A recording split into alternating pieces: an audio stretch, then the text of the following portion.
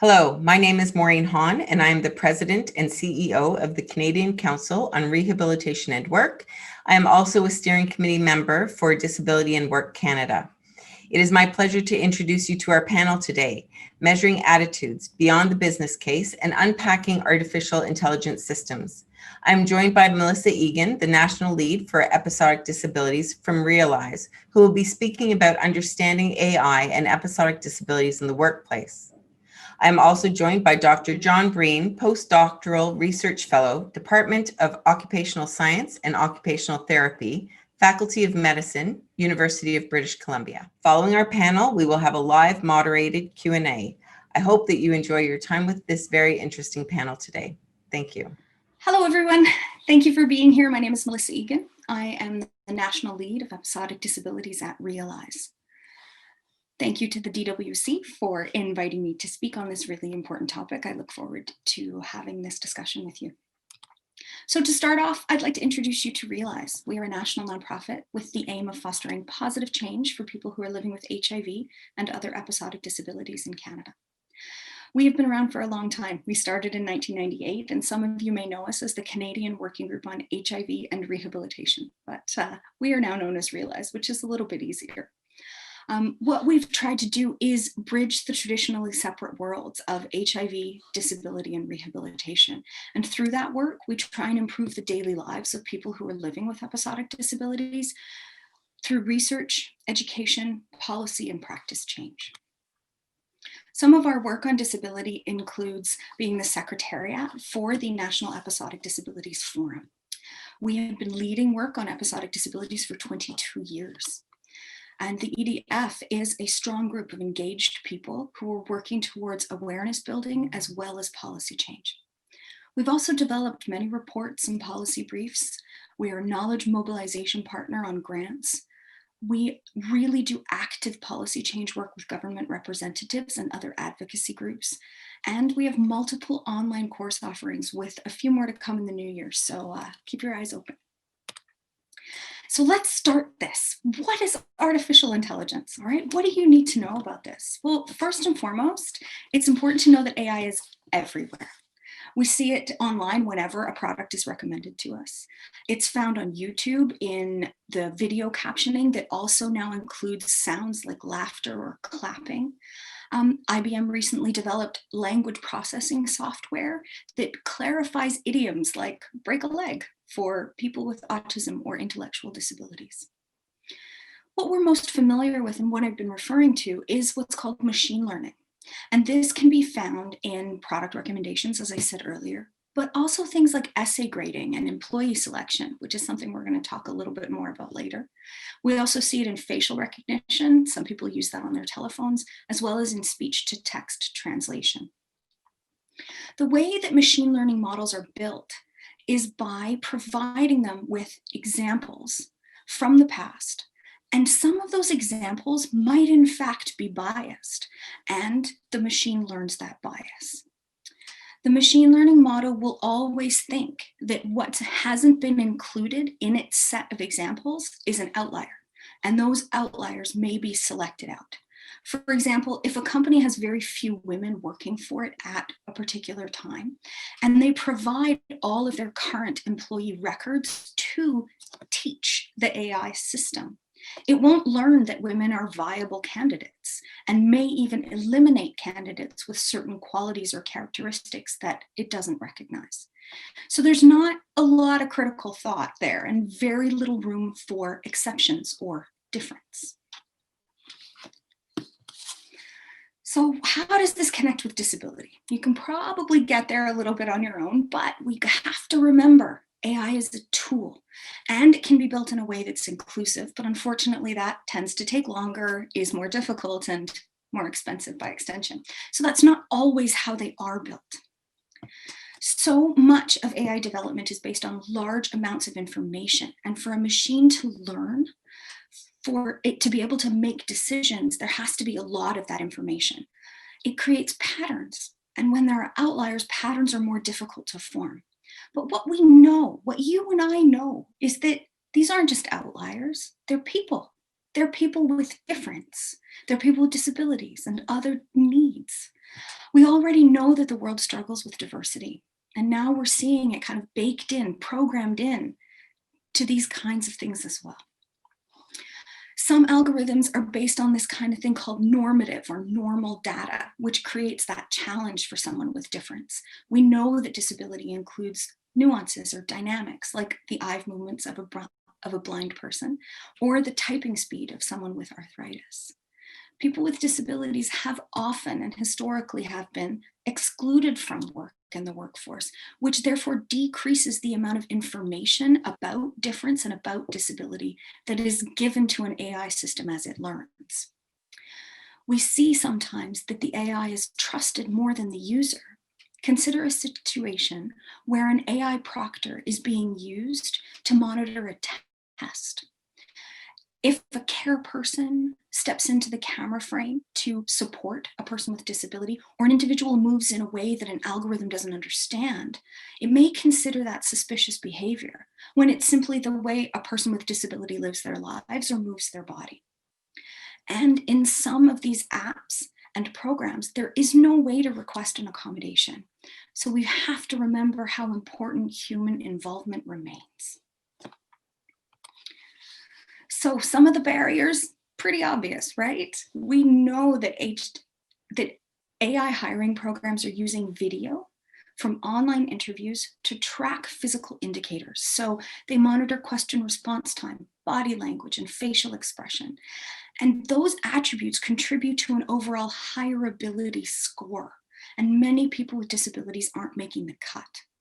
But we know that lots of disabilities can be invisible. Episodic disabilities can be worse at one time of the day or another. Bias is often programmed into online application forms, so there's no room for a fulsome response by an applicant.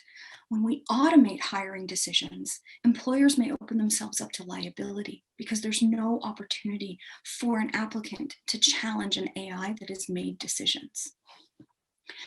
Because it's more efficient, it's becoming more popular.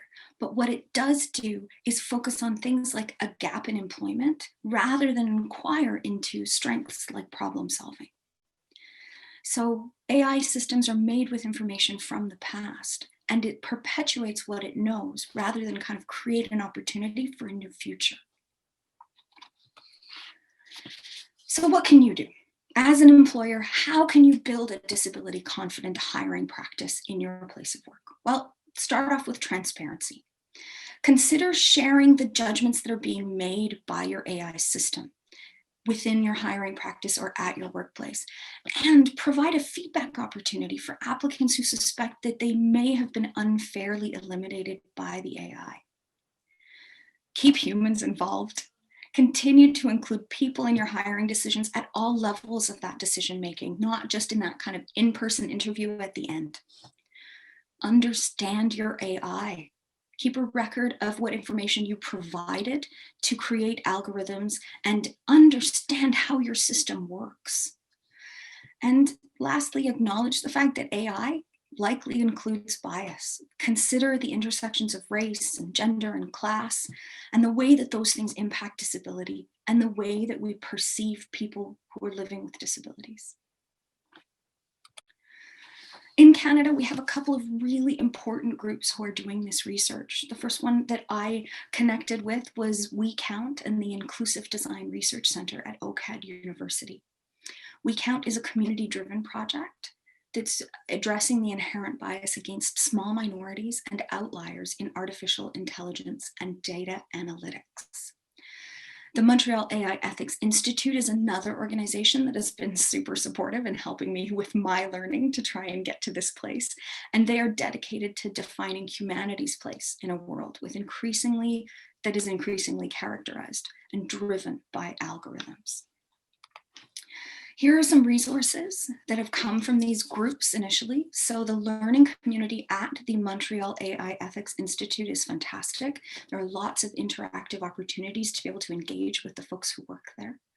The We Count website is an amazing resource full of lots of articles and tons of podcasts, which is great, that really digs into the topic of artificial intelligence and disability.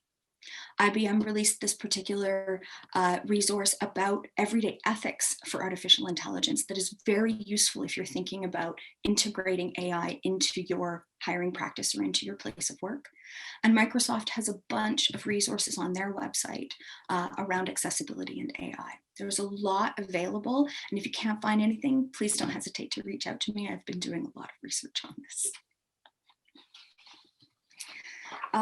Lastly, I would just like to mention that the recent throne speech that was released by the federal government really indicates that they've committed to creating and implementing a national disability inclusion plan. And that includes an employment strategy for people who are living with disabilities. It is critical that AI and its potential barriers or facilitators to employment for people with disabilities are highlighted. And Realize is committed to continuing this important work alongside those researchers and other interested advocates. So if you would like to be a part of the effort that we're trying to make to shift things and to create awareness, then please don't hesitate to get in touch with me. Thanks very much. Good day, and thank you for attending this virtual presentation. My name is Dr. John Breen, and I'm a postdoctoral fellow at the University of British Columbia. As the title indicates, I'm going to discuss workplace attitudes toward people with disabilities. I will also consider how these attitudes can be measured and why this is actually useful information, particularly to employers. The short answer, which I will explore in more depth later, is that measuring attitudes provides evidence for workplace evaluation, planning, and interventions such as training sessions. For example, measuring attitudes toward people with disabilities can reveal whether these attitudes are influenced by age, by gender, or by job category. Measuring also answers the question of whether workplace training and other interventions actually work. Without a measure, how do you know if disability awareness training sessions make a difference? One of the principal concerns that has been raised by researchers and trainers is that we typically don't know whether specific interventions actually do work and what they're supposed to do. Do they change the way that workers see people with disabilities? We don't know. Do these perceptions change over a short period, a long period, or do they change and then change back? We don't know. The second point to keep in mind when discussing measurement is that the process of measuring implies something specific to measure. How do we decide what to measure in order to understand workplace relationships between people with disabilities and others? Again, there's a short answer and one that is considerably more detailed. The short answer is that disability is perceived through a number of different lenses, each referred to as models. Each of these models focuses on specific aspects of disability as being most important. These have included the medical model, which sees disability as being in need of medical intervention. The social model understands disability as being caused by the larger population's unwillingness to provide suitable accommodations. And more recently, I have introduced the difference model, which sees disability, particularly in the workplace, as being perceived to the degree to which others perceive people with disabilities as being different. As you can imagine, each of these models would select different things to measure. These are the topics that I will explore today. Why do we measure? What do we measure? And how do we measure? But first, a snapshot of employment and disability. As you'll see from this slide, all is not well in the world of employment and disability. In a nutshell, employment rates for people with disabilities are dreadful. As we know, people with disabilities are typically employed at less than half the rate of the general population in high-income countries. Unemployment rates of people with disabilities, which only include those who are actively seeking work, are equally troubling. These statistics are remarkably similar in Canada, the United States, the United Kingdom, and the rest of the high-income world. In low-income countries, these unemployment numbers can fall to almost zero. There are, however, many exceptions to the general reluctance to hire people with disabilities, and many employers are making significant efforts to meet employment targets, to create inclusive workplaces, and to support employees with disabilities.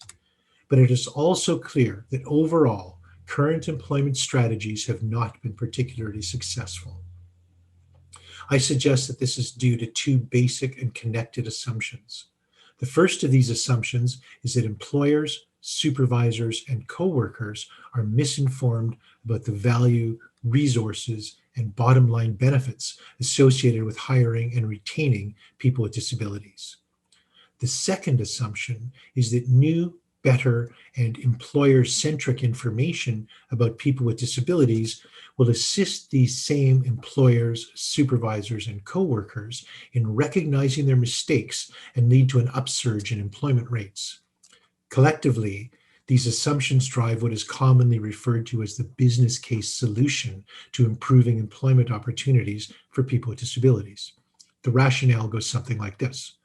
If employers and others in the workplace truly understood that people with disabilities are skilled and reliable employees with relatively minor associated costs for accommodations, those same employers would hire more people with disabilities. The problem is that these information-based assumptions, the business case, have framed efforts by and for people with disabilities for several decades with no appreciable changes to employment rates. In fact, the rates that I mentioned earlier have remained virtually constant since these statistics were first gathered in the 1980s. What I will do today is present alternatives to these assumptions. These alternatives support a new approach to meeting this ongoing challenge. But first, I will briefly consider where these information-based assumptions have come from and why they have become so ingrained in the disability movement. At the basis of these assumptions is a reliance on the social model of disability as a framework for creating employment strategies. The social model argues that disability is caused by negligence and discriminatory decisions made by the larger community. In its more extreme versions, the social model of disability considers these discriminatory behaviors to be purposeful forms of oppression. At minimum, the social model sees the community as the problem. However, although the social model of disability has been an invaluable tool for advancing a wide range of rights and benefits for people with disabilities, it has clearly not been able to generate successful strategies to increase employment numbers. As someone who has been around for some time, I have seen a remarkable change to the built environment over my lifetime, particularly as this applies to mobility. Access for me, whether using crutches or a wheelchair, has improved enormously. However, increased employment numbers have not been part of this change. Changes to the built environment and other accommodations have not solved this problem. As this slide indicates, models are really just ways of describing the concept of disability, with each model focusing on a particular aspect that is deemed to be of the most importance. It's quite possible for several models to exist at the same time, with each dealing with separate aspects of disability. Although time does not allow for a detailed description of the several other models of disability, this slide shows two common themes: that negative relationships between people with disabilities and others are cognitively based, and that it must be someone's fault. As you see, the several models of disability have variously assigned blame for disability itself and for the relationships that have resulted between PWDs, people with disabilities, and others. The exception is the difference model, because it holds that these relationships are created by emotion, not cognition, and therefore there is no blame to be assigned. However, please keep in mind that I'm using the term blame in a very specific sense. Blame in this context is similar to responsibility. One cannot be held responsible for an emotional or affect-based reaction to disability. But this does not imply that one cannot be held responsible for one's later actions. And as we know, there is no shortage of negative examples, both in the workplace and elsewhere. I suggest that we need to extend the ideas put forward by the social model and look at what actually lies underneath what are described as these discriminatory decisions. We need to understand what might be motivating these decisions. The social model argues that discriminatory decisions made by employers are based principally on information that is incorrect, misinformed, out of date, or otherwise just wrong. It follows that new and better information will solve this problem, but it hasn't. So what other options are worth considering? The difference model understands that attitudes, either positive or negative, influence how we assimilate and respond to information. In addition, the difference model understands attitudes as being generated by feelings and emotions, not by information. This is not new when it comes to understanding attitudes, nor is it new when understanding attitudes toward people with disabilities. Let me give you an example. As early as 1957, an economics researcher by the name of Becker coined the phrase taste-based discrimination to separate employers' negative attitudes toward people with disabilities from those same employers' understandings of the costs and problems associated with not hiring people with disabilities. It was not that they did not understand. They were willing to bear the costs to avoid what Becker called distasteful contacts. It is this separation of feeling and thinking that also separates the difference model from other models of disability. The difference between feelings and thoughts is described by many researchers. They indicate that the principal difference is that emotions are immediate and very basic responses to various circumstances and inputs. Thoughts are connected to higher level internal deliberations and more sophisticated mental processes. Some argue that these cognitive deliberations actually occur slightly after emotional responses and serve primarily to explain and provide rationales for these emotions. In other words, they keep our perceptions of the world coherent. In more informal and real-life contexts, we all understand that feelings and emotions are things like fear and anxiety or compassion. We don't analyze, we respond. On the other hand, thoughts are analytical, rational, and the result of cognitive deliberations. For me, this separation lies at the heart of understanding workplace relationships between people with disabilities and others. If attitudes toward people with disabilities are based on visceral, immediate, and basic responses to what is perceived as different, the provision of new information directed towards changing cognitions will be ineffective. Furthermore, the difference model of disability proposes that relationships that exist between people with disabilities and others, particularly in the workplace, are based on emotion, not cognition. If this is indeed an accurate representation of this relationship, what can we do about employment? I believe that a more determined effort to promote the business case argument as a means to assist and support employers in their efforts to engage people with disabilities is unlikely to be successful. Although new information will continue to be useful to employers, it will also continue to be insufficient to change minds. I suggest that we need to pay more attention to workplace attitudes. Are they positive or negative? Are attitudes toward people with disabilities in a particular workplace related to gender or age or job descriptions? Has COVID changed these attitudes? Can we measure these attitudes and tell if they are changing over time or whether they are affected by various workplace interventions or training? To address these questions, I would like to introduce the Coworker Acceptance of Disabled Employees Scale, or CADE scale. This tool is based on the difference model of disability in that it has been designed to measure attitudes toward people with disabilities in the workplace. It's a self-report questionnaire that can be administered and completed online in about 10 minutes. Participants are asked to rate their level of agreement or disagreement with 20 workplace-based circumstances involving people with disabilities. Responses are anonymous and are statistically analyzed to provide employers with the data needed to make evidence-based decisions on how best to bring about change within their workplace.